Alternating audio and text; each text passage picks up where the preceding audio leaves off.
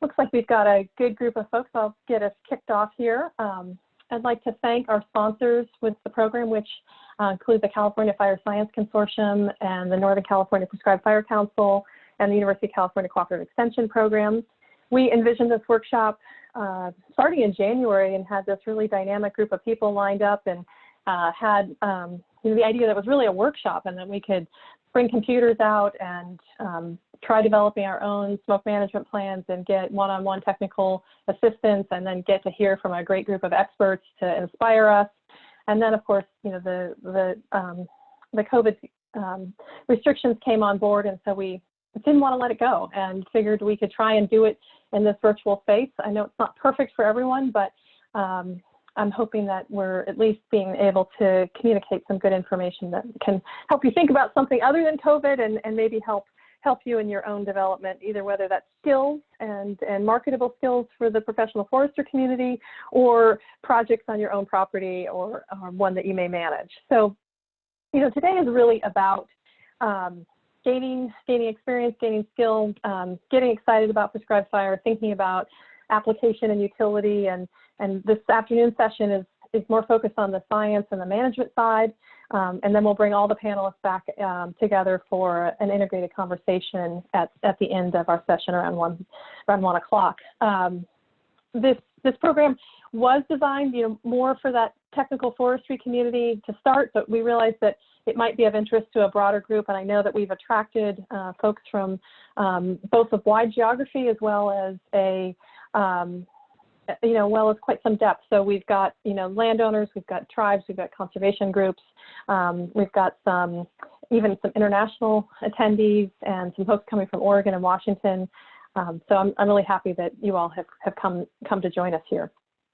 So a disclaimer, as we get this going, we're not attorneys, and we can't offer legal advice. I know there's a lot of questions around liability, and we're trying to help with some basic education and provide more of a regional perspective around these issues, and at least detangle some of the myths that are out there. So, with the caveats and with our strengths, we'll do the best that we can to answer your questions. So if you're new to this, there's a Q&A box which shows up on the bottom of your screen where you can type questions specifically to the panelists.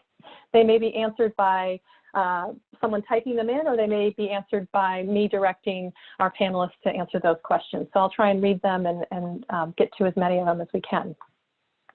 And let's see, so for this session, we are going to be meeting 4 panelists, Dr. Eric Knapp from the U.S. Forest Service Research Station, Eamon Engber from Redwood National Park and several other parks in Northern California, Rob York with the University of California coming from the Sierras, and Nick Goulette with the Watershed Center.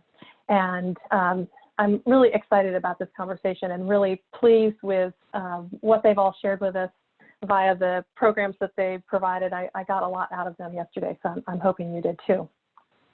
Just as a reminder, tomorrow will be our last session. We'll pick this up with focusing in on weather and how some of the pointers around developing a smoke management plan. And so I'm looking forward to that program, and you're welcome back to as much of this as you'd like. So we hope that you find this of value. So today, as we're wrapping this up, I'll probably, or as we're digging into this, I'd like to start with an opening poll question. So Mike, I don't know if you could bring that question forward. I'm curious how many of you were here this morning and how many of you are just coming in new, so we know who we're talking to. Looks like the majority of you were here this morning. That's great, and we've got a few new folks, and so welcome to the program. And we are great. Let's see. I'll share results here. So it looks like about 88% of you were here this morning. So that's good to see. We've got repeat use. That helps us understand who we're talking to, but we're happy to have anyone and everyone with us. All right. So to get us started, I'd like Eric Knapp to introduce yourself. Hi, my name is Eric. I'm a research scientist with the U.S. Forest Service Pacific Southwest Research Station based in Redding. And I've been working closely with folks on the Northern California Prescribed Fire Council and the California Fire Science Consortium for years. That's great. And you have the coolest background. That was inspired by the Cal Fire folks this morning, and I figured any image of fire is a good one, especially fire below flame lengths. Yes, excellent. Eamon, welcome. You want to introduce yourself? Hey, good afternoon. Eamon Engber. I'm with the National Park Service based out of Redwood National Park, and I also work with Six Rivers National Forest. Work over at Whiskeytown National Recreation Area, as well as Oregon Caves National Monument, kind of throughout the Klamath Network Park Service lands. And I've been a fire ecologist with the Park Service since 2012. And I'm a huge fan of prescribed fire and fuels management activities. I do a lot of fire effects monitoring for the parks, as well as planning those fuels treatments. So happy to share some of our just basic level knowledge we've acquired with burning at Redwood today, and looking forward to having some discussion and answering your questions. Great. Well, welcome both you folks. It's great. So each of you give a really nice presentation about burning, both in younger stands as well as stands that have missed fire intervals. And so, you know, I'm going to kind of bounce back and forth in questions here between each of those systems. And I'll start with you, Eric. Like, how soon can one start burning in plantations? I mean, plantations are, you know, some of the most vulnerable to wildfire, you know, and you describe about, you know, how thin the bark is, but, you know, how do you think about this? And can you kind of expand on both pine systems and maybe any other systems you've burned in? A lot of the trees in our systems are quite resilient to fire, and they obviously evolved with fire. And if we look in the tree ring record, if you cut into an old stump, you'll oftentimes see a fire scar really early on in that tree's life. And we've gone back and looked at fire scar records, and we see trees surviving their first fire at between 7 and perhaps 40 years. So we know small trees survive fire just fine historically. But the difference now is that obviously we've accumulated all of these fuels through 100+ years of excluding fire. So in many cases, the fuels that we're having to consume are a lot higher than a lot of these trees we're used to. And so that's a bit of the conundrum. But I would say, you know, in the work that I presented in my talk, a lot of those plantations ranged from, I believe, 24 to 35 years of age, and we had pretty good results. And those trees were, size of the trees matters more than age, and so a lot of those trees that survived were perhaps 6 to 10 inches, maybe 12 inches in diameter at the upper end. So do you think that's about the right time for introduction, is around that diameter size? You know, I feel like it could have been done earlier in some of these systems. And that's one of the challenges with managing plantations, is also managing the associated vegetation, the shrubs, and dealing with the fuels before a wildfire gets there. So, you know, like some of the work we did, we had perhaps 2% mortality in some of these, 2 to 4% mortality in some of the units. We might have accepted higher mortality and burned at a younger age, because a lot of these plantations, they also need a pre-commercial thinning. So I would say you could probably get fire in these plantations even earlier than that. Mm-hmm. And what do you think the frequency should be? I mean, that really varies from place to place, and that it takes some understanding of what the historic fire regime was. But in the systems that I study, a little drier than the ones that Eamon is working in. But we have some sites around Trinity Lake where we did a fire history study, and we found that before 1850, this site burned every 3 years on average, so incredibly frequently. But the fuels were probably very different too. It was probably more Ponderosa pine, more black oak, more grass that carried fire at that interval. A lot of these systems now with Douglas-fir encroachment, they probably wouldn't carry fire at a 3-year interval. But they can be burned quite frequently if you have the appropriate litter layer. Okay. Well, Eamon, let me bring you into that conversation because you talk about a reentry period of 3 to 5 years for some of these oak woodland systems, and you're using that in a control perspective for encroachment of conifers. But thinking about redwood and redwood cycle, what do you think a reentry cycle is for redwood? Do you have any thought about that?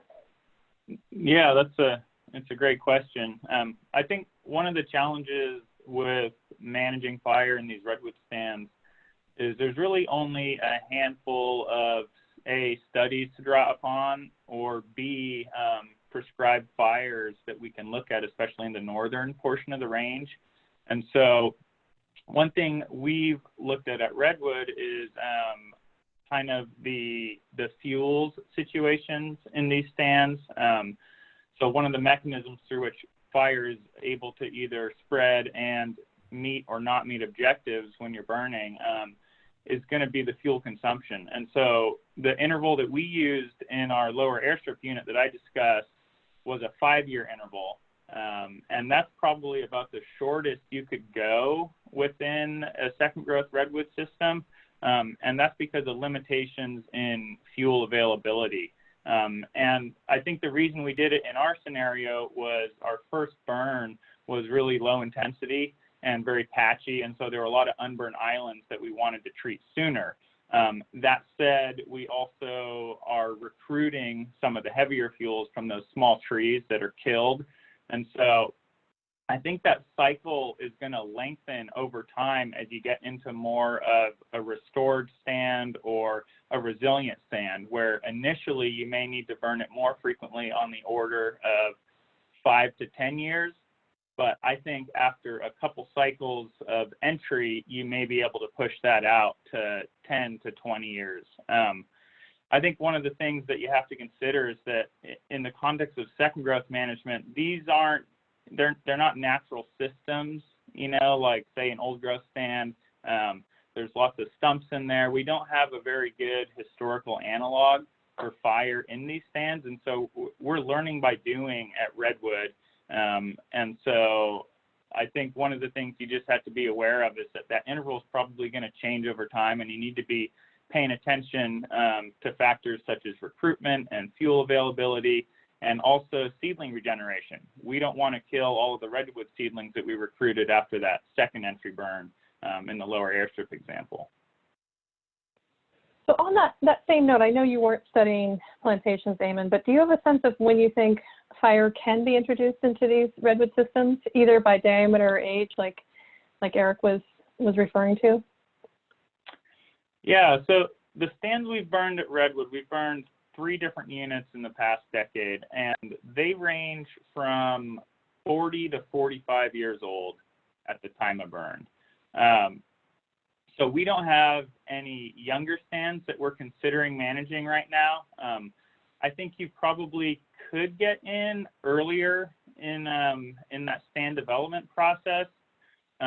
I think one of the limiting factors is going to be the amount of redwood you have in terms of the composition. And so the stands we burned had around 25% of the density in redwood. And so those areas carried fire well, but we also had relatively high mortality in those smaller size classes of trees. So those 6 to 8 inch diameter size classes. In our second entry burn in the lower airstrip unit, we killed about 80% of that density overall. So I think if you're working with 6-inch trees, and that's the quadratic mean diameter for your stand, you'd have to be really on the cool end of the prescription that I spoke to in my presentation, just to limit that mortality. So I think if you're working with larger trees, 10 to 20 inch diameter, or you're trying to maintain those larger trees but kill those smaller size classes, you have a little bit more flexibility in your prescription. You know, you can be a little broader. You can have pockets of higher intensity fire and higher severity fire. So it really just depends what size class you want to kill. I mean, one of the interesting things with redwood is that the tolerance to things like fire line intensity and crown scorch and bull char differs a lot in the species in those stands. And so the redwoods are much more tolerant than the small tan oaks and Douglas-fir. So that can be beneficial if you're trying to maintain redwood in those stands. Yeah, right. So before we get to the chat, I want to ask one question for both of you. And, you know, in each of your presentations, you talk about, you know, using fire as a valuable tool to thin these stands and or to manage in your case, Eric, you were talking about managing shrubs. And that, in both cases, that creates a bunch of woody fuels and could create, you know, more challenge for your next period of reentry. How do you all think about, once you've got that pulse of, you know, heavier fuels that start to come down in these stands from the previous fire, how to manage those issues? Well, I mean, one fire isn't going to do it. You know, it's going to take a number of different fires to work through that accumulated fuel. But over time, as the plantation grows up and it starts shading the understory, the amount of shrub fuels that you get underneath these stands is going to lessen over time. And it's going to turn more into a needle bed.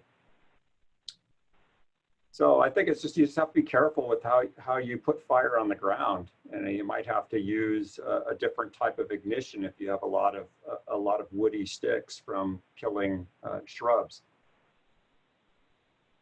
So would you, I mean, you mentioned in your program about burning. There was one backfire that was something that you learned quite a bit from, and so that was done at night when the relative humidities were up. And so, you know, when you've got those heavy fuels, are you thinking more about a window that's a little bit more moist?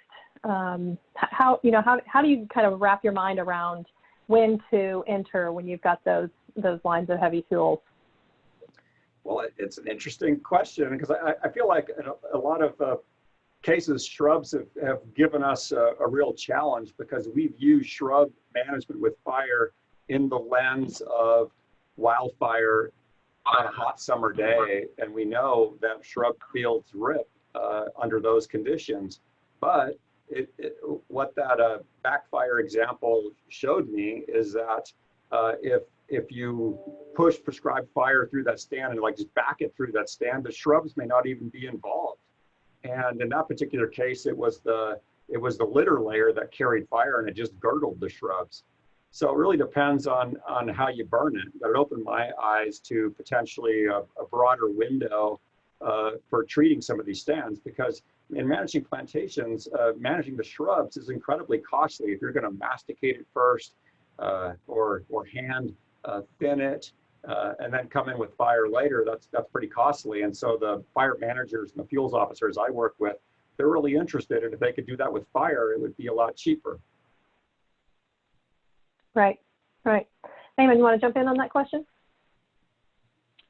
Yeah, so in the context of the dense second growth redwood stands, you know, one way or another, you have to work through those fuels. And so the approach we took was multiple entries to get there. So trying not to burn too hot initially so that you don't create too much of a pulse of down woody debris, so that when you burn the subsequent time, it really cooks the residual stand.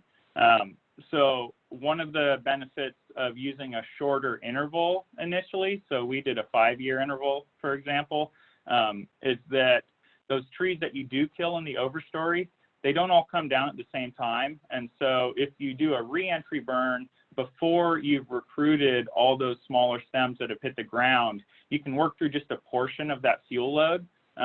So that's one factor, is just the timing of your reburn entry. So if you go too long and say you've had, you know, a moderate to high severity prescribed fire in there, and a lot of those stems are coming down, and you wait for all of them to hit the surface, well, then you're going to have more of a fuels issue, you know, versus waiting maybe 2 to 3 years and trying to do a second entry.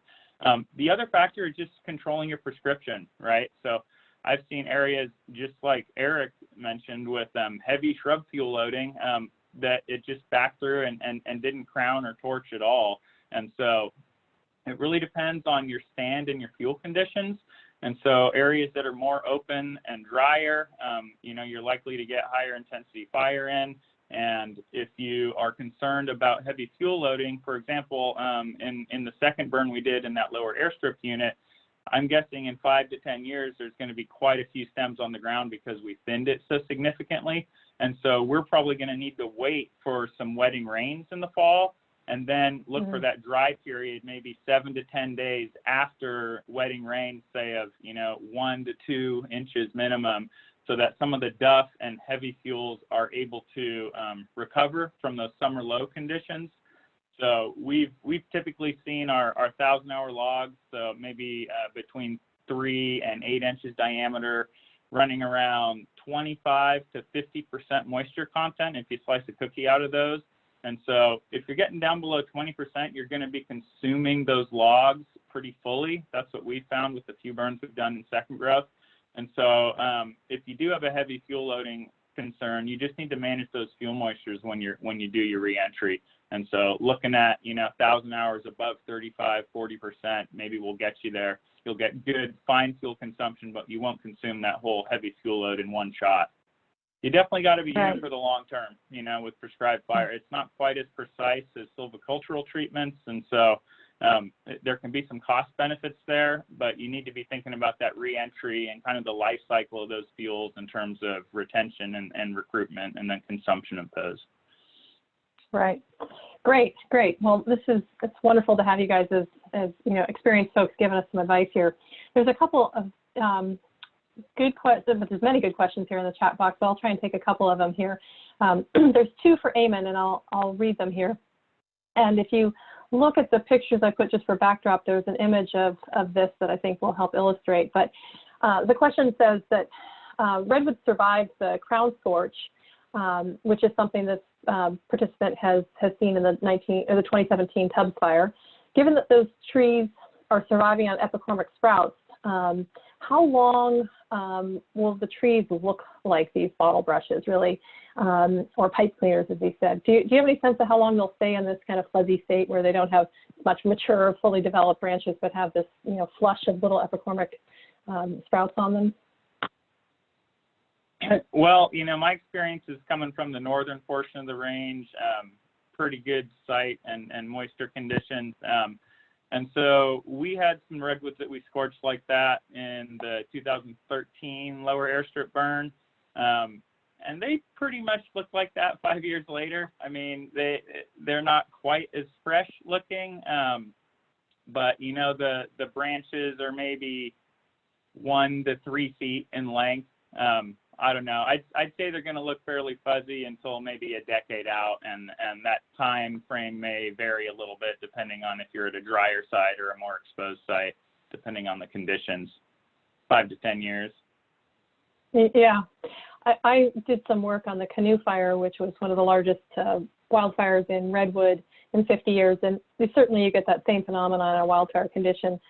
I guess the way I think about it is that you don't see in any old growth stands this condition persisting, and these stands have experienced fire over time. So at some point they pop out of it. The overall effect on growth, it's hard to say whether you have so much loss of growth that it's worth keeping those trees when you've got a managed stand, for example. But it's an interesting issue. I'd like to take one of these other questions here about. So the question is really about ceanothus brush, and does fire cause germination? Is it possible to control with fire alone around ceanothus? So both of you probably work in systems where you see sprouting shrubs. So Eamon, do you want to take it first, and then maybe I'll let Eric see if he's got something to add to that?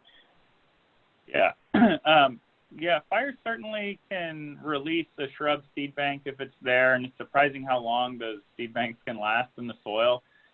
We have a few high severity sites that burned in Redwood in 2003, and there's still a ceanothus layer in there that's probably 8 to 10 foot tall now. And so you can certainly use fires as a follow-up to thin those ceanothus stands, but typically in our prescribed fire scenarios, we're not burning hot enough at a large enough scale so that those high severity patches are not going to be a 100% cover of ceanothus post-burn or other shrubs, you know. I mean, we're working in pretty high canopy cover conditions, and so that shrub release may be more a phenomenon either in more open systems or in higher severity portions of the burn. But typically in our prescribed fire scenarios, we're not burning hot enough to really release a huge amount of seed bank. It's going to be pretty small patches, you know, maybe less than an acre here and there, which is great for diversity from the park standpoint. But it's, you know, that's more of a concern in wildfire scenarios, in my experience. Okay. Yeah, Eric, do you want to add on to that? Yeah, sure. I've noticed many of the same things that Eamon talks about, where after any prescribed burn, you'll see this big flush of ceanothus and manzanita seedlings. But those two species are also very shade intolerant. And so they'll come up, and within 6 months, a lot of those seedlings are dead if they're growing under a canopy. So if you can keep your canopy intact and not burn it too hot, like that example Eamon gave, you can actually really reduce your shrub seed bank over time with fire. Great, great. I think what I'd like to do is transition and bring in our next panelist. Thank you guys for doing an awesome job. I think there's some common questions that are going to cut across yours and what Rob York has to bring. And Rob, I'll make sure that we get to answer this question about night burning as a whole team, because I think the night burning question is really quite interesting. Or actually, why don't we take the night burning right now, and then we'll introduce Rob in a minute. So, so there's a question about, you know, what's techniques, values, likelihood of using prescribed fire at night. And so, you know, Eric, you referenced it from a wildfire control perspective, but any comment about using prescribed fire in a night setting? And then Rob, I'll bring you in too, so you might want to turn your mic on. Well, I see Rob already answered the question. The only place I burned at night was at Blodgett Forest on one of the fire surrogate studies there. And so it's not used that much with the agencies, but it's a great window to burn. And you can get a lot of excellent burning done at night. And it's beautiful out there burning at night. So we should do a lot more of it. Rob, you want to jump in? Yeah. Actually, can I share my screen real quick? No, I can't. Okay, that's okay. Yeah. I agree that, like, you know, the night burning is like a great opportunity that we should be thinking of, especially if we have that objective of consuming a lot of fuel in the first entry burn. Like, that's, I think, where we have good opportunities for fall burns to occur earlier in the season, because the risk is mitigated when we're burning at night. And so we've had really good success, and I'd like to see more opportunities to do night burning. Eamon, have you thought about night burning at all? Not so much in the context of second growth, redwood management, just because we typically don't have the dry, we're always too wet, and so we're looking for those dry conditions that get us in prescription. It's definitely an option in wildfire management and firing operations, and even some of my experience utilizing prescribed fire at Whiskeytown and Ponderosa pine and mixed conifer.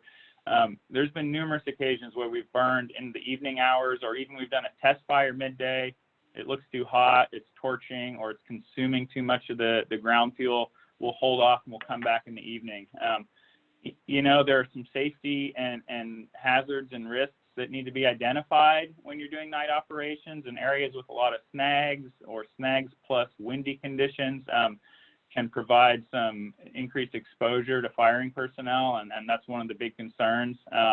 But for planned events like prescribed fires, you do have the ability to mitigate those and place your lines in good, safe areas with fewer of those risks. And it's a great tool in the toolbox. It's just not always an option depending on the safety issues. Deborah Harris, I don't know if you want to offer any perspective on this issue too. I know you're going to be joining us on tomorrow, but if you're still on the line, you're welcome to add a little piece into this conversation if you'd like, from an air quality viewpoint. Well, the night burning is always possible. It just depends on the time of the year, the population density of where you're burning, and you would need to have a better understanding of conditions, inversion conditions, because once you lose the heat of the day, everything you produce is going to stay down. So it is all depending upon conditions and the proximity to sensitive receptors.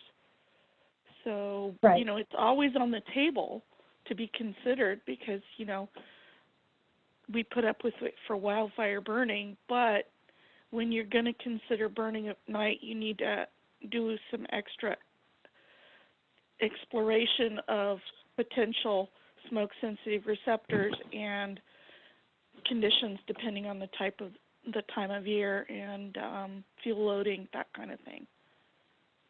Great, thank you. So Rob, you've got the screen share here. Would you like to direct our attention to one of these graphs? Yeah, just real quickly. This is kind of 4 possibilities in terms of a prescribed burn program, and after 3 burns, kind of the 4 different kind of patterns in terms of fuel loading that you might be able to achieve. Where the top 2 graphs in my kind of conceiving of it here is that like the top 2 were successful because they either ratchet down the fuel eventually in the top left, where the target is that horizontal line, or in the top right, there's a very large drop in the fuel with that initial burn because it was a hot burn. Mm-hmm. And then it's a matter of maintenance burns after that. And then the bottom 2 kind of show attempts at reducing fuel, but they don't quite work because the fuel consumption is not enough to keep up with the fuel recovery after the burn. And so the reason I was showing this with respect to night burns is because that burn that Susie mentioned in the comments there was very similar to that upper right hand kind of pattern there, where because it was a night burn, we were able to burn early in the year before precip happened and get a lot of consumption. And then it was all about just maintenance after that. So just again, kind of an example of the benefit of night burning. Great. Well, Rob, why don't you introduce yourself? Sure, my name is Rob York. I'm a UC Extension Specialist with UC Berkeley. I do research and extension work in silviculture, and part of that silviculture that I look at is prescribed burn. I view prescribed burn as a silvicultural treatment, just like other treatments as well. Excellent. Well, welcome aboard. And Nick, do you want to introduce yourself? Yeah, sure. Can you hear me? Yeah. All right, great. Hi, everybody. I'm Nick Goulette. I'm the director of nonprofit up in Trinity County called the Watershed Research and Training Center. I'm a forester by training and have been working the last 10 years in building a local prescribed fire program using field crews and personnel and partnerships that we have with federal agencies and local fire service focused around community protection, land stewardship, restoration here in the county. Been involved in the Northern California Prescribed Fire Council for a bunch of years, and over the past several years have done a lot of work around policy advocacy to try to make prescribed fire more readily accessible to more people around the state. Great. So I've got a couple questions to get it going, and then we'll try and drill into some of the detailed questions when we bring everybody back together that are coming in the chat box here. But, Rob, I really loved your winter burning opportunities presentation. And so, I'm curious what you think about expected differences in crown damage and mortality versus winter burning versus other seasons. Can you give us some insight into that perspective, that issue? Yeah, I think, that's a good question that's especially relevant for like foresters who are concerned about damage, not just mortality, not just killing trees, but damaging trees and reducing their growth rates. And that's one of the advantages of winter burning, I think, is that, air temperatures tend to be lower. and that heat pulse that goes up into the trees tends to be less. And then if you look up kind of the conventional wisdom, like the physiological work around like when trees are susceptible to heat damage, it's actually when they have higher moisture content, and so it's kind of counterintuitive because you think that like a wet plant would be more resistant to damage, but I think that's part of why spring burning can be. I mean, spring burning can be very effective, but I have seen some damage, especially in smaller trees during spring burning. So, in the winter, those trees are dormant, and so they have kind of that extra level, that extra layer of resistance, and then the fire itself tends to be, less hot. So we expect, and what I've seen from measurements and what I just kind of have seen from observations is that damage does tend to be lower in the wintertime. I mean, it seems like it's given Ponderosa pine's needle cast and its flammability, that it's probably, adapted and suited to that winter burning condition. Yeah, I don't know. More so than I suppose it could be adapted to it specifically, in that you're right, like the pine needle layer is really, in my experience, can just make a winter burn succeed. Like that's what can actually be the biggest factor in pulling off a winter burn, is having that needle layer because of the flammability of it and the low bulk density and just kind of the overall nice burnability of it. So yeah, I don't know if it's an adaptation for winter, like fires especially, but for whatever reason, physiologically, it does seem to work pretty well with winter burns. I mean, meaning just that you get these dry periods in California, and since it's a low density leaf material, it's able to respond just like my image here I'm showing of the oak woodlands, where you see the oak letter will dry up more quickly than like a matted Douglas-fir bed, which tends to hold on to that moisture and doesn't dry out as quickly. Yeah, that's right. We were talking about younger stands and plantations earlier. Do you think there's anything to think about in the winter burning perspective respective to younger stands or plantations? Yeah, I do, and I didn't know Eric. I didn't know you were going to talk about plantation burns until today. It was really cool. But I have done some work with burning in young stands, and I have been able to burn quite young stands, like 12, 13-year-old, during the fall season with success. So in other words, without killing all the trees. But on the other hand, I have had some burns that occurred on the hotter end of the prescription, where I have had pretty high mortality, like probably more mortality than most foresters would be okay with in the fall period. I'm talking like killing half the trees type of thing. But I've never had that type of mortality in winter burning. So I think that if the particular management scenario is not tolerant of mortality, and that can happen with young stands especially, then winter burning might be a good option. There are ways to like prepare a young stand for winter burning, because like the canopy density is so important when it comes to winter burning. You have to have that diffuse canopy, and so mastication or pre-commercial thin that does a good job of like lop and scatter, so scattering out that fuel so that it's low in height and you don't have those big jackpots. I've seen that work pretty well in terms of being able to burn in young stands in the wintertime, is doing either a mastication or a PCT ahead of time. Right, great. Nick, welcome aboard. I think both of you, get to work at different scales and, think about neighbors and think about scaling up. And so, Nick, I think you gave a great sort of pitch for trying to think about that multi-ownership, cross-boundary burning. Can you give us some tips about how to make that happen, and how to move from the individual small-scale project to something that's more at scale in a watershed? Well, I think, the starting place is that, there's a lot of state and federal money that wants us to operate in that way right now. And so start by figuring out how you're operating it that way in a broad sort of fuels management or forest health context, right? And then that's the portal to bringing prescribed fire into that sort of that full toolkit of sort of fuels management, landscape management. And so most of our work in scaling up across land ownerships has happened in a broader kind of fuels management planning context, and then incorporating prescribed fire as a component of that.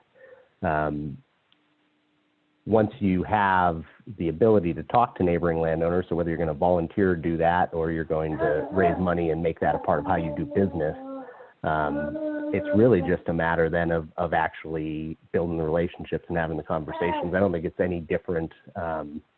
There's a different risk profile, obviously, with prescribed fire, but I don't think it really is any different than the way you try to do landscape scale work in forest management otherwise.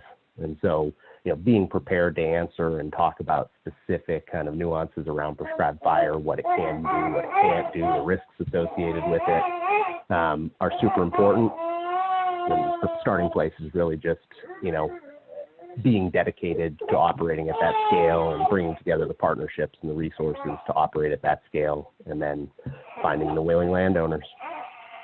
Right. I want to apologize to everyone. Yeah, my 9-month, my child care fell through this afternoon. I'm really sorry, so I'll stay on mute as often as possible. Okay, great. Well, you've got a future helper in development there. Hey, all right. Maybe Rob.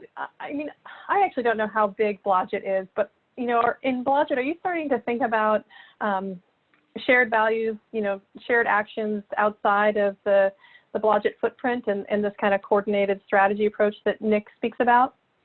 And if so, do you have any advice about how to do that? Yeah, we have. Blodgett's, it's 4,000 acres. We do research at the stand level. And so a lot of the burning is kind of, that kind of stand level, 40 acre, 50 acres type stuff, or smaller, 5, 10 acre. But yeah, certainly. We've looked at what our neighbors are doing. So we have both SPI and Forest Service around the university property. And we have done a cooperative burn with Sierra Pacific Industries. That was actually a winter burn that we just recently did. And then the university has done a cooperative burn with the Park Service down at some property down in the southern Sierras. And those are great because they, I think they're so mutually beneficial, right? So like a private landowner can get the skills that an agency can bring to a burn, and the resources in terms of having that comfort level around the, being able to contain the fire, right? And then the agency, I think, benefits from just having that buy-in from a private landowner, because it kind of, it kind of legitimizes, the values that they have as well. So certainly, and then the VMP. I think you talked about VMP in another part of this, workshop, but that's another area that we're looking at in terms of building up our, our linking up the burning that we are doing with the burning that other adjacent landowners are doing. I think it's super important. Yeah, great. Actually, Rob, Nick, and Eric all work in pine systems, and Eric, you did a really nice job about sort of planting the seeds about firing patterns and different types of firing patterns to get different effect. And I guess maybe while Rob, are you still on the line here?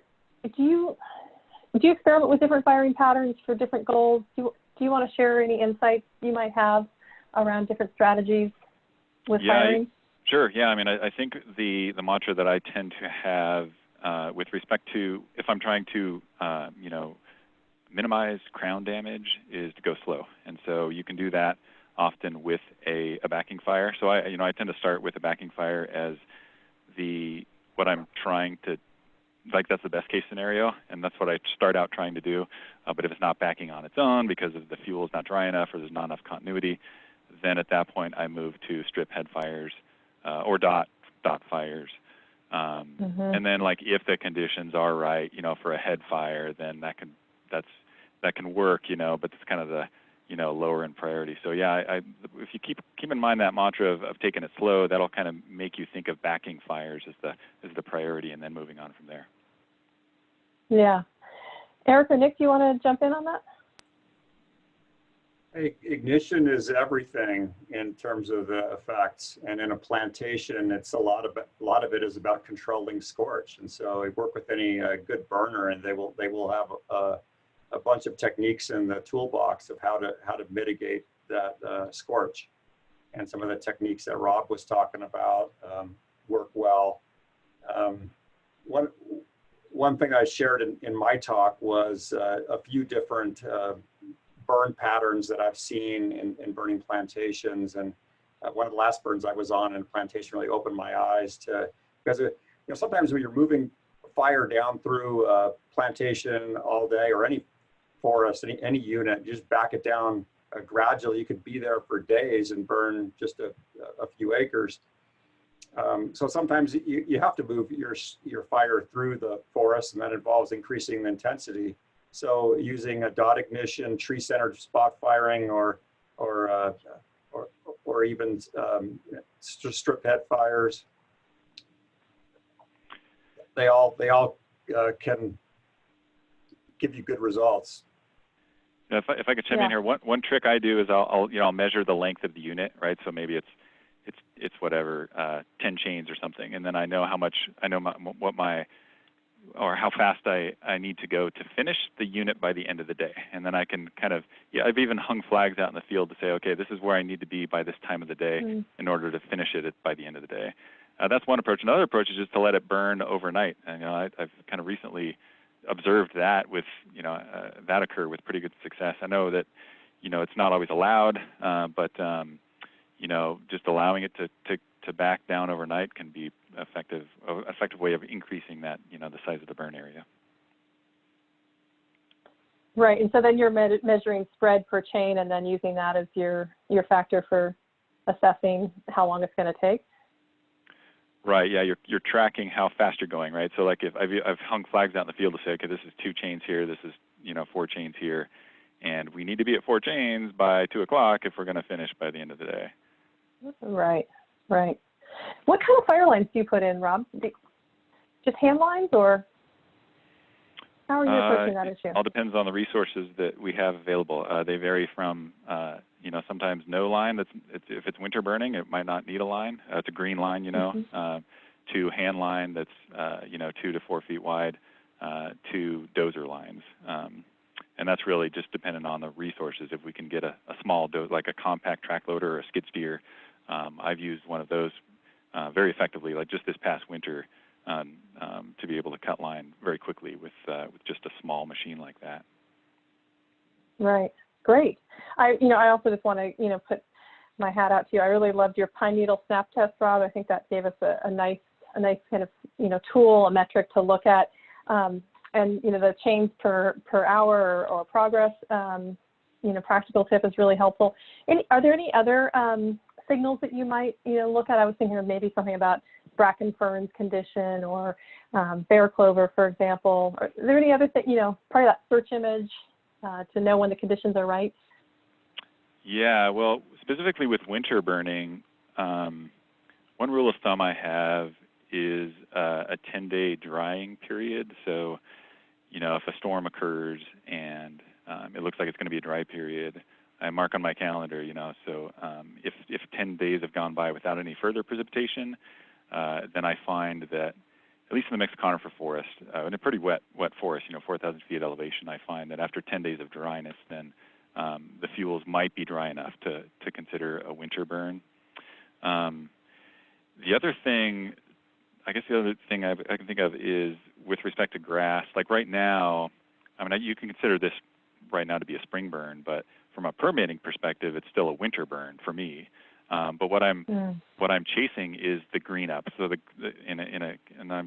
context here is a young stand where there's lots of grass, and if I wait too long, that grass is going to green up and will be a heat sink, and it might be hard to get the burn to go. And so I'm actually looking for an earlier burn, either in the winter or right now when we're going towards spring, but not too far into spring, so that grass is still, dormant and will help me carry the fire. Bear clover, you can burn any time you want. That's one of the beauties with winter burning, is that it's just so flammable that it can really help even during wet conditions. And I'd say the same thing for fern. So bracken fern, if it's dead, it's got that super nice, light, fluffy density, and it can really help to carry a burn. Right. Great. I love that practical piece. So I'm going to switch gears a little bit, and Nick, I don't know if now's a good time for you, but I'd love to look at that kind of bigger view. We talked this morning about liability and insurance and some of the challenges that we all have to face as professionals. And what do you know about prescribed fire insurance and kind of the evolution in that topic? Well, I think there's a whole bunch of different dimensions to this kind of insurance question. There's the kinds of insurance that the landowner has, and there is some reasonable assumption that under, for instance, like an agricultural producer or forest producer is going to have some level of insurance that actually will cover them for losses associated with their active land management, including prescribed fire.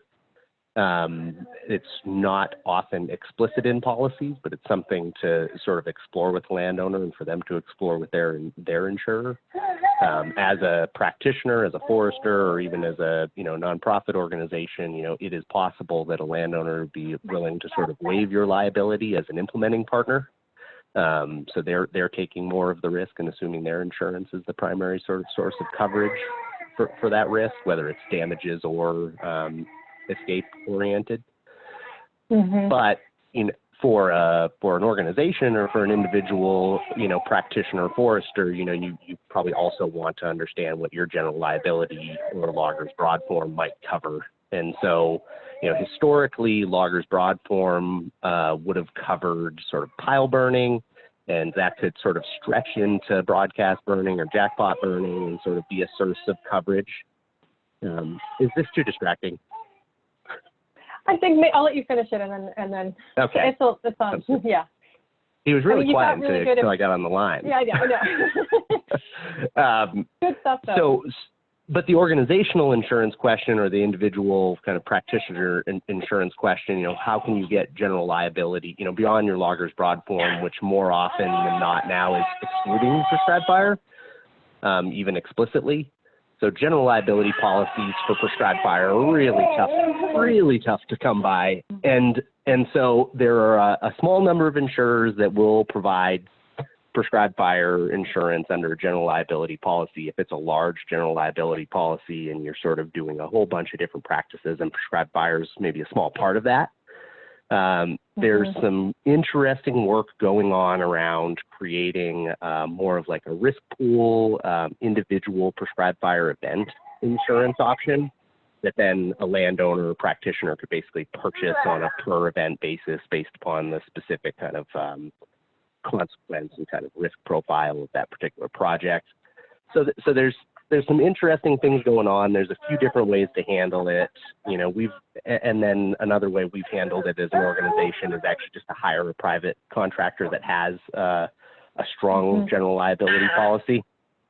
So that, I think, is the sort of range of possibilities, right? From you as a practitioner not having any explicit liability protection, but basically getting a waiver, assigning a waiver with the landowner that sort of, is as good as the paper it's written on. They could still come back and sue you, but at least you've done your due diligence and tried to protect yourself. There's sort of accessing a general liability policy with explicit prescribed fire insurance, which is, again, hard to come by, but sometimes possible. And then I think the state of California has been investing time and energy and working with a nonprofit organization that's trying to create essentially like a West-wide insurance pool with individual event prescribed fire coverage. So that's and then there's that find a good contractor who has a large policy, pay them. Part of what you're paying them for is their expertise to help you implement a burn. Part of what you're paying them for is their liability policy, which provides more protection for everybody. And what would be a large policy? I know that was a question we got in from the chat box. We laugh about this because what's large enough for a large escape, right? Nothing's large enough. So $3 to $5 million is kind of the threshold in which you'll find loggers broad form policies or a general liability policy. and you'll be hard pressed as a medium-sized nonprofit, an individual forest, or anything else to get something much bigger than that. So that's generally seen as sort of sufficient. But of course, you have an escape, you have damages, you burn down your neighbor's property, someone dies. You're talking about costs getting way out of hand, and so to me that's all about sort of understanding risks and managing risks to your fullest ability, and acknowledging that which you can't manage. And so, you go for a gold standard of some sort, and then you work with what you have. Right. Okay. Great. Well, it's lovely to see your baby and you there. So I'm happy you're here. And I got a note in the comment box that people are hearing you just fine. So that's okay. great. So I'm going to transition for the next 20 minutes or so for conversation across all of our panelists. I think you've met everybody. We just introduced Deborah Harris from the North Coast Unified Air Quality Management District. We also have Hugh Scanlon on the line. We'll see both of them tomorrow, but Hugh is a wealth of knowledge, and he's available depending on where our questions go.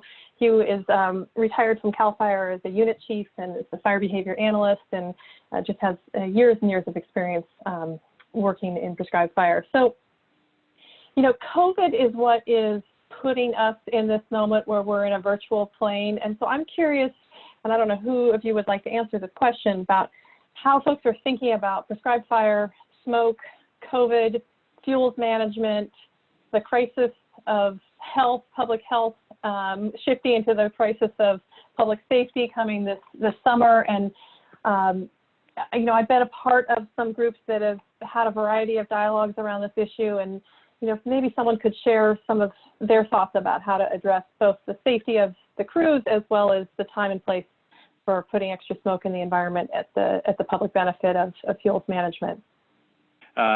We basically our response. We have some burning that we want to do this spring, and certainly in the fall as well. And so far, we have made the burns smaller, so more manageable with less people. And also not as, we're always risk averse, but they tend to be like, burns that we're confident in terms of not needing help, and so, and ones that we can do with a relatively small crew. It has been interesting to kind of notice things that come up during the burn that you can't think of, I'm taking measurements and I only have one scale, measuring scale. And so if I don't want to share that scale between people, then it's it changes what I can do with that one piece of equipment. So, but the basic, what my point is that we've gone small. Our response is we've gone smaller with our burns, but we still are doing them. In my parks I'm working with, we've done a little bit of tile burning this spring, but it's pretty much slowed down at this point. I think we're still planning for the fall. We're lining out units. We're planning on getting prep done this summer. But what it looks like is totally unclear at this point. And so a lot of our burns are contingent upon visiting resources from Six Rivers Forest or other Park Service crews. And so how intact these crews are after this fire season is going to dictate their availability. And I'm kind of preparing for the best, but also mentally preparing for not having as much crew availability in the fall to pull this stuff off, which is unfortunate because it's risk reduction that we need to be making progress on at the same time. But depending how intact these crews are at the end of the summer, that's really going to dictate their availability for prescribed fire work this fall. Right. Nick? Yeah, I'd add, another consideration for us. We've essentially been in tactical pause since the COVID situation really precipitated, and the way that we're thinking about that is that, there are probably ways that we can, from an operations level, execute safely. The smoke management kind of question becomes more and more important and something to sort of track, and we're trying to think about what are thresholds, around sort of the level of infection or sort of community spread or taxes on the public health system that we wouldn't want to exacerbate with prescribed fire operations. The other thing that I think is more of like an intangible that we're trying to weigh is just sort of public perception. Most of the burning that we do is in communities, in fairly closed air basins. You're going to have an impact essentially. And of course, we're going to manage that with good smoke management and all of that. But, you know, there is a public perception kind of issue around, yes, there's an urgency to us getting this work done, but we're also in a situation where we have a sort of respiratory disease moving through the population, and we want to be really, we've earned, you know, social license over years of talking to people and sort of executing and showing we can try to do this safely and responsibly. And we have a lot of public support, I think, now more than ever, and I would hate to blow it because we couldn't wait 18 months for a vaccine. So I think that's one of the real calculus that we're trying to weigh, you know, is we've built a lot of support. Could we lose a lot of that support? There's going to be detractors in the communities no matter, right? And there are going to be people who are never going to be supportive of what we do, putting smoke in the air. But we don't want to lose those people who are with us. So just another calculus. Yeah. You know, I'd love to also pull in kind of another sort of 30,000-foot viewpoint question here. And how does California sit with prescribed fire respective to other states? Are we a real leader? Are we sort of in the middle of the pack? And if we're in the middle of the pack, where are the parts of the country where there's, really much more inclusive use of the tool? And what can we learn from them? Maybe that's a question for you, Lainey, because I know you're part of the National Prescribed Fire Council network. Yeah, I mean, I think we certainly have pockets in California where we are showing leadership in prescribed fire and doing innovative things and have programs. I mean, like the programs we've highlighted today with Eamon and Eric and Nick and Rob. Those are innovative, cutting-edge prescribed fire programs. But in general, California is not a leader in prescribed fire.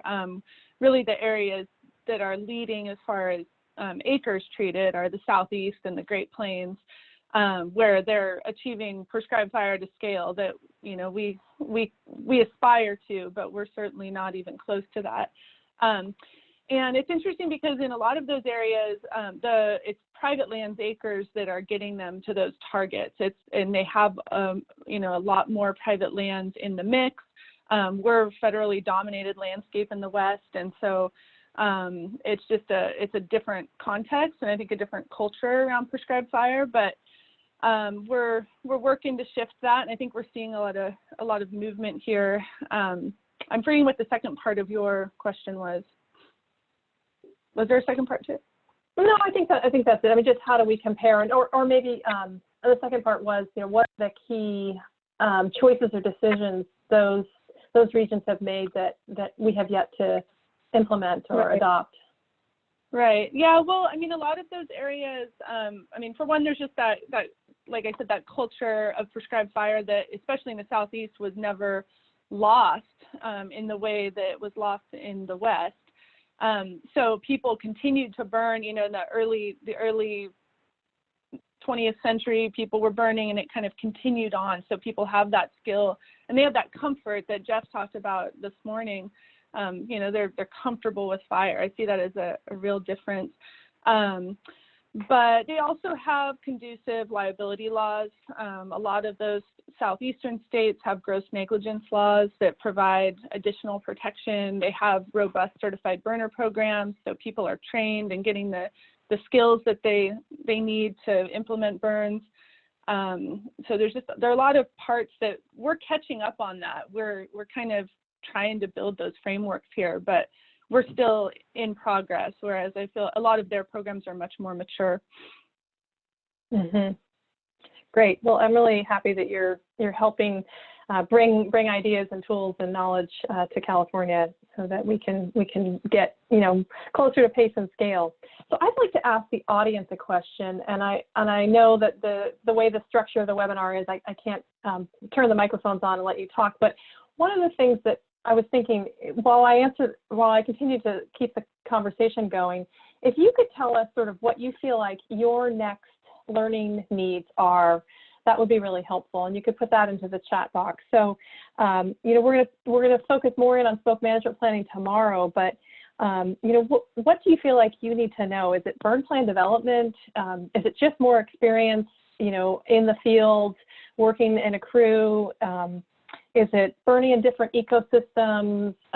You know, sky's the limit, but, you know, our job is really in education and trying to help people gain the skill and knowledge and tools that, you know, are limiting them. So if you can give us some ideas as to what your next steps are, then we'll keep track of that and think about where we go next.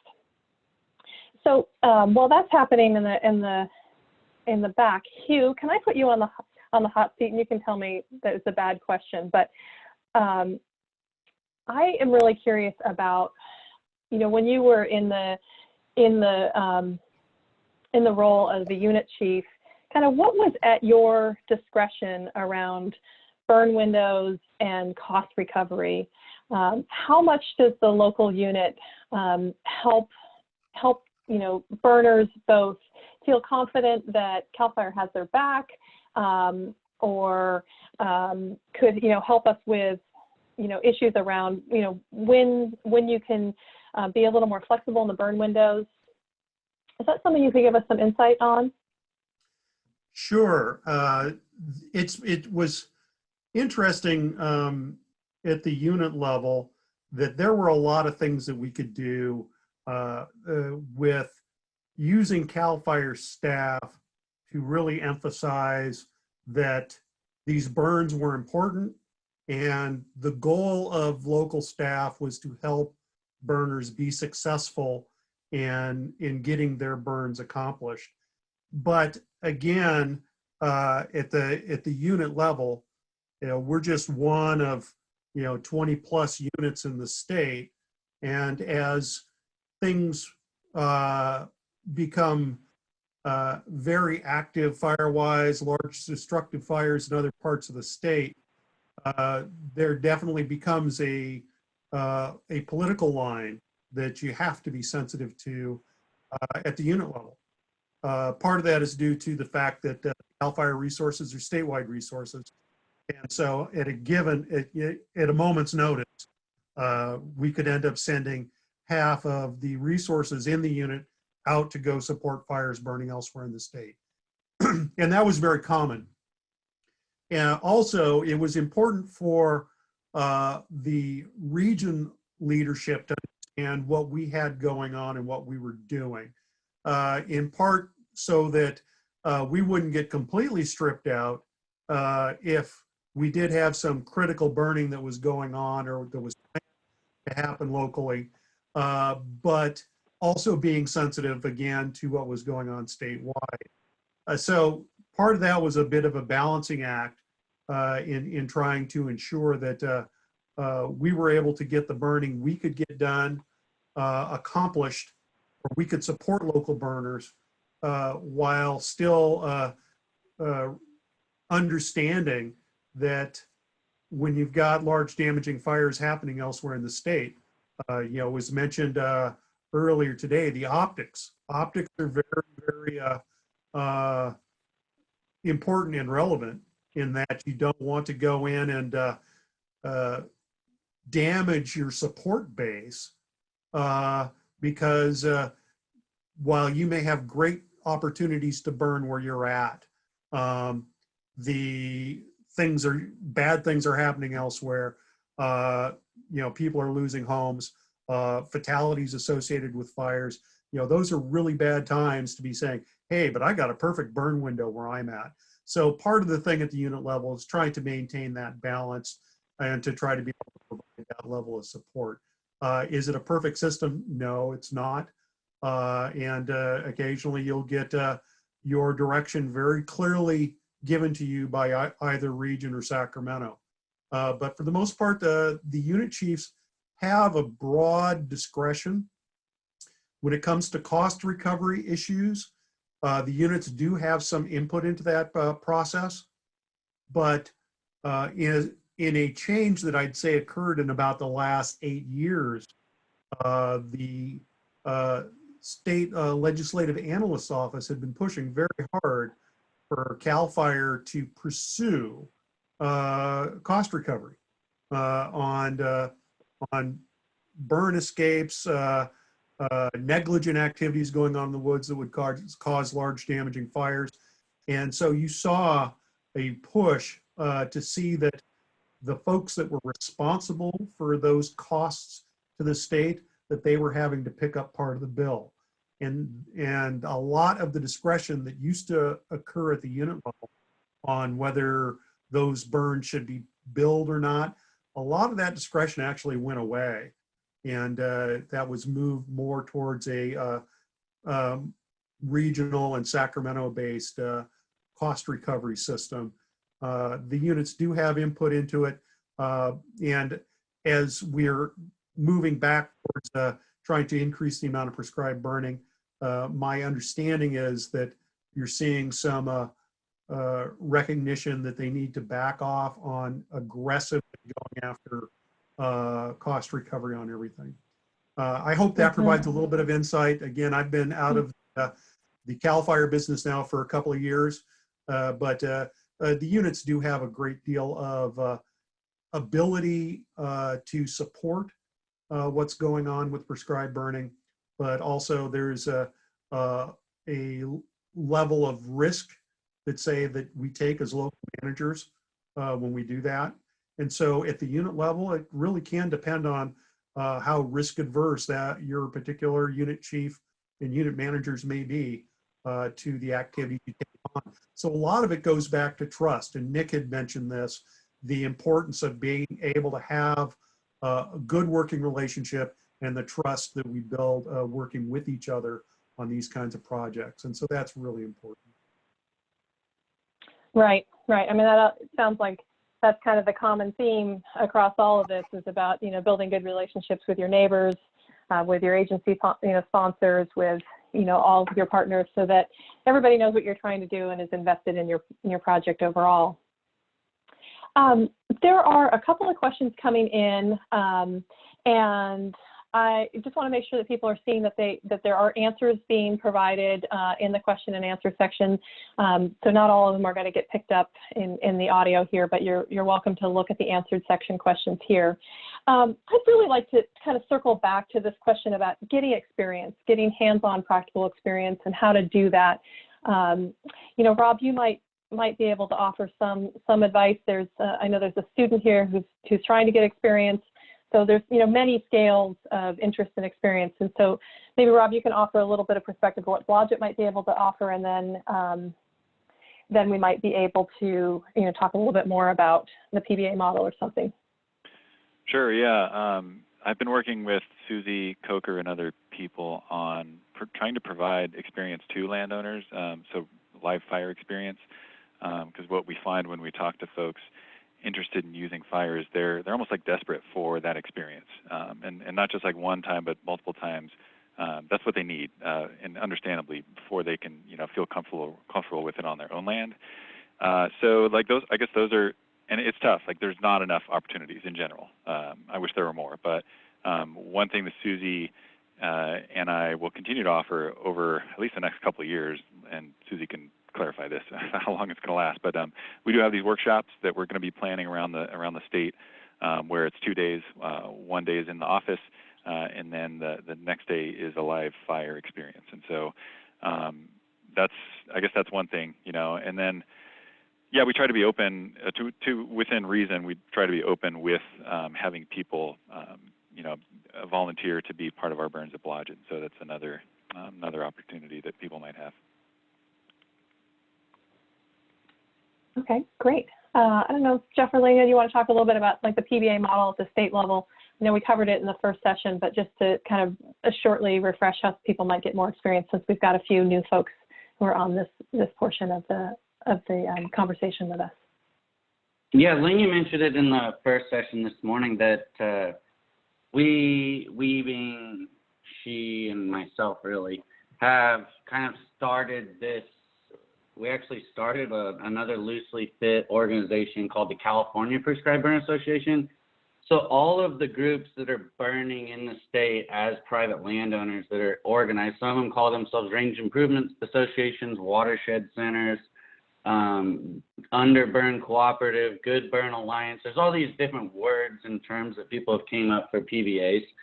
And we have attempted to organize all of those individuals and have contact information for the leaders that we are aware of across the state. If there's anybody that anyone knows about that we're missing, please let us know. But if you are in an area and you want to know if there's a prescribed burn association or similar group that you can be involved with in your county or in a neighboring county, shoot either she and or I an email, and we can get you connected to the closest place to your home base. And if there isn't an option, we can help you try to create an organization if you or someone in your community wants to be a leader for that group. Excellent. And I just really want to thank all the attendees who are providing some really good questions here about the pieces that they're interested in. As we start to wind down here, I'm really interested from hearing from each of the panelists about pace and scale. And, I think there's a lot of risk that we inherently have to take on when it comes to prescribed fire, but we also, recognize that, much of our landscapes in the American West are deprived of frequent fire and, have lots of challenging conditions and, are in desperate need of, restoration of fire regimes, restoring, kind of traditional ecological knowledge in the management strategies, as well as just, creating more resilience in these stands. So, how do you think about these issues at the broader scale, and kind of what keeps you going and willing to tackle the risk and to seek the opportunity? I'll chime in here. This is Rob.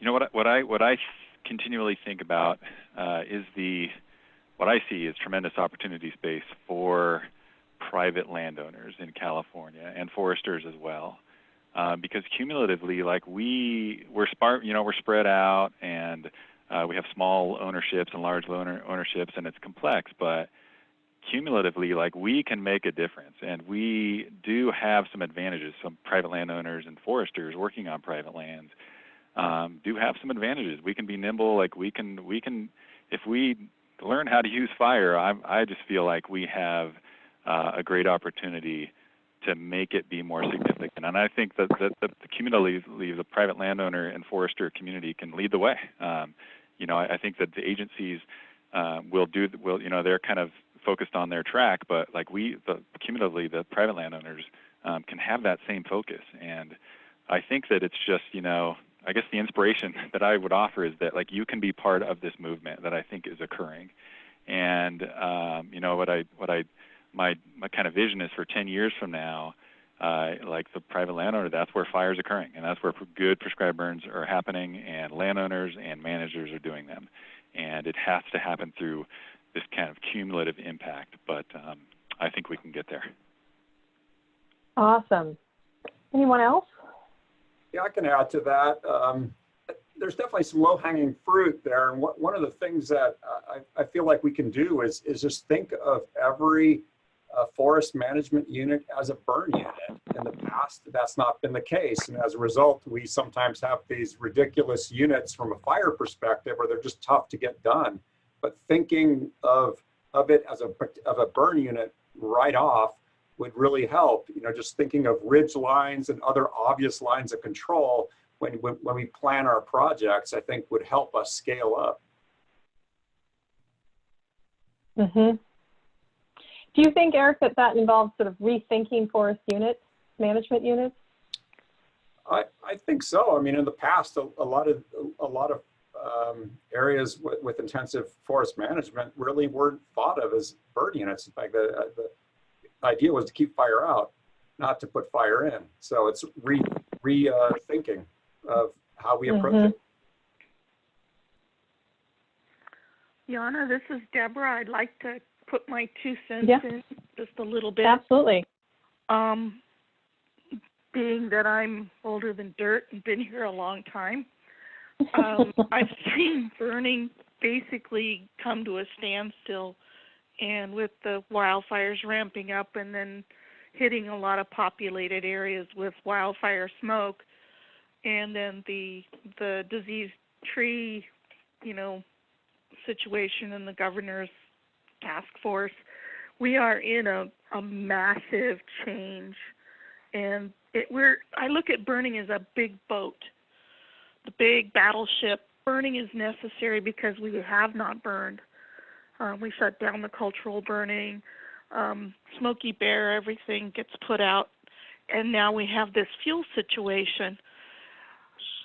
Only by working together and figuring out, if you're going to use this tool in the toolbox, let's learn from what everybody's successful at, and let's build the program back up. You're not going to come from, a halting walk to a full run immediately, but I see the prescribed burning as a real dynamic program and issue that's going to have to be nimble. You can't pick a line in the sand and say, this is what we want to do. You can say, this is my plan, this is how we're doing it right now, but be willing to look at other innovative things that come in. They may move your line for you. And I'm really heartened to see these workshops and groups get together and learn from each other and take what works and make it better and better able to deal with the situation that we have. This goes from all the way from the Forest Service, the Park Service, small property owners and things like that. I mean, I traveled back east as an air person, and I saw cement plants, I saw all different kinds of pollution sources as I went through the countryside, and was pretty much floored because in California it's at one level, and you get back there and it's not anywhere near what it is out here. And so I kind of hesitate to use what they do back there as a bright line for out here. I think we are a vibrant community for burning and fuels management, but it has to work for California. And right. That's just my take on it. I think everybody involved in this is bright and has the best intentions and really has the drive to make this a better program. And I'm all for it. I was just going to say, agree with what everyone said. And Eric, I really like that concept of just outlining burn units as part of our forest management. What's been motivating me lately is just this trend of large high severity wildfires, even if we just look in Northern California, but digging down a layer and looking at the fuels treatments in those, some of which have done really well and others that have not done so well, and trying to learn from those. But reality is, the wildfire pressure is increasing. And so we really have two options, one of which is the path we've been on, which is just to try to suppress everything. And we can do that to some extent, but we can also look at these areas that have had fuels treatments and have fared fairly well, and have also provided communities a buffer during some of these wildfires. That said, I think one of the keys to progress on this issue is really good strategic planning, not just on the federal side, but what a lot of the forests and parks are doing right now is pre-planning, if you get an ignition anywhere on your land management unit, where are those strategic ridge lines that can be used? Under what weather conditions will these ignitions be beneficial, whether it's a wildfire or a prescribed fire? Where are your values at risk, your critical infrastructure, your wildlife habitat, your water quality issues? Where are the areas we know we can't let fire spread into? Where are the areas we know it will be beneficial? And under what fire danger conditions will it be beneficial? If you can identify that stuff for the whole landscape ahead of time, then we really have a good plan going into an ignition scenario, and we can help make better informed decisions. But being able to utilize both wildfire and prescribed fire ignitions is really, the combination of those is what's going to get us there. Right. Well, here.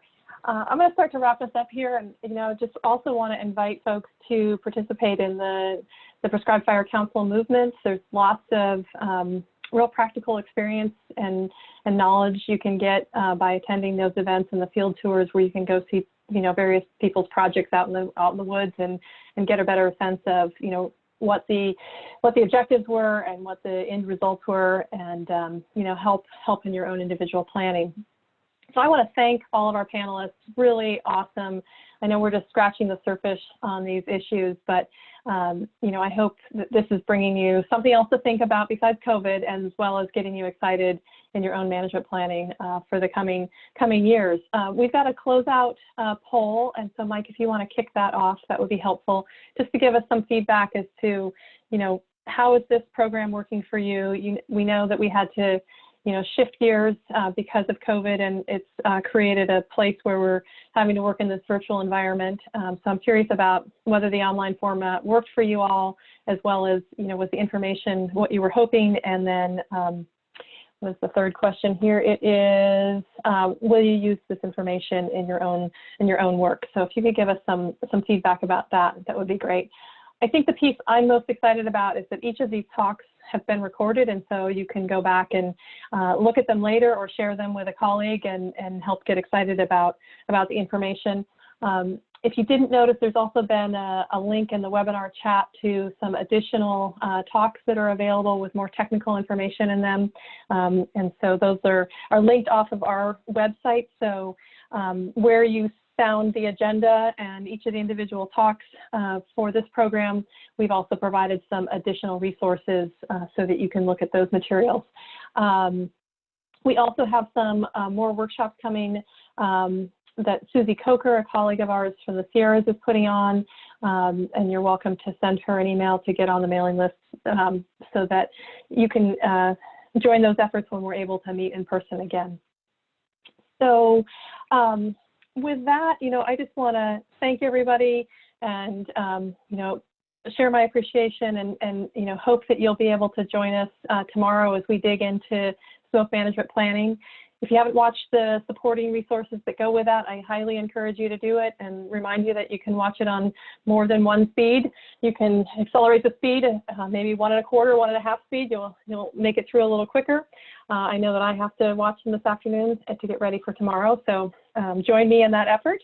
And with that, Lynn, you got a positive comment to end us on? I think that these workshops today have just shown what incredible human assets we have in the prescribed fire community in California, and I was really impressed with the talks in this afternoon session and the level of knowledge and expertise we're building. And I think we can say that comparing the Southeast to California is apples and oranges, but I think we have so much to learn, and I think that people like Rob are just leading the way and showing us that it's not apples and oranges. We can rebuild that culture here and bring it back in California, and it's not too much to ask. So anyway, thank you, Jana, for organizing all of this. Oh, you're welcome. And I think it's not only bring it back, but it's also put it back in our toolbox. It was a tool that we had as land managers for time since memorial, and it's something that we need to regain and restore and take ownership over.